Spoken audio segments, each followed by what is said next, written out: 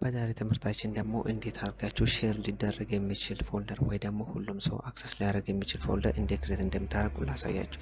እሱ ለማድረግ እዚህ ባዶ ቦታ ላይ እንምጣ፣ ራይት ክሊክ፣ ከዛም በኋላ ኒው እዚህ ጋር መተን ፎልደር፣ የፎልደሩ ስም ደግሞ ሼር እንበለው።